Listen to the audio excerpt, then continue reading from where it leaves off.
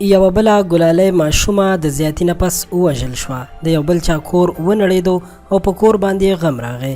دا واقعه د خیبر پښتونخوا په چکدره علاقه کې شوې ده چې ډېر خلک یې غوسه او خفه کړي دي. د شک په بنیاد باندې یو څو کسان پولیسو نیولي هم دي چې اوس هغوی څه وایي او داسې کار ولې وشو. ویډیو تر اخره وګورئ.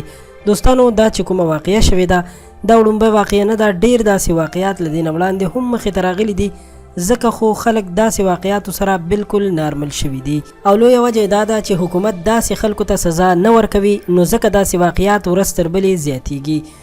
یو ډېر دردونکی خبر مو له نظره تیر شو چې په سوشل میډیا باندې هم خلکو د هغوی باره کې ډېر زیات خفګان ښکاره کړی دی چې د پښتونخوا چکدرې علاقې نه یو 2 کلنه ماشومه حریم شاه تښتول شوې او 15 ورځې هغه د کور نه ورکه وه چې 15 ورځې پس په ډېر دردونکي حالت کې پیدا شوې ده. د هغې مړی پیدا کېدو سره سمدس خلکو د چکدرې بازار کې احتجاج شروع کړی دی او ویلي دي چې د حریم شاه مجرمان دې زر تر زره ونیول شي او د چکدرې په چوک کې دې پانسي شي. احتجاج کوونکو په خپل بیان کې ویلي دي چې زموږ خبره دی حکومت زر تر زره ومني او د غفلت نه دې کار نه اخلي، ګینې دا جلوس به نور هم غټ شي.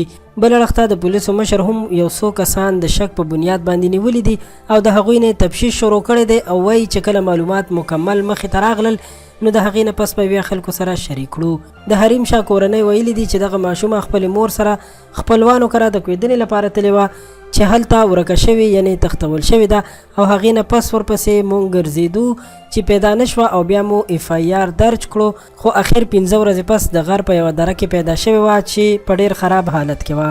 د مړې ماشومې حریم شاه نیکه وویل چې د حریم شاه پسې د هغه مور ډېره زیاته په بد حال ده او هیڅ په خپل هوش او حواس کې نه ده او ډېره خرابه شوې ده. دوستانو، داسې واقعیات به هله ختم شي کله چې داسې وحشینما انسانانو ته پانسي ورکول شروع شي.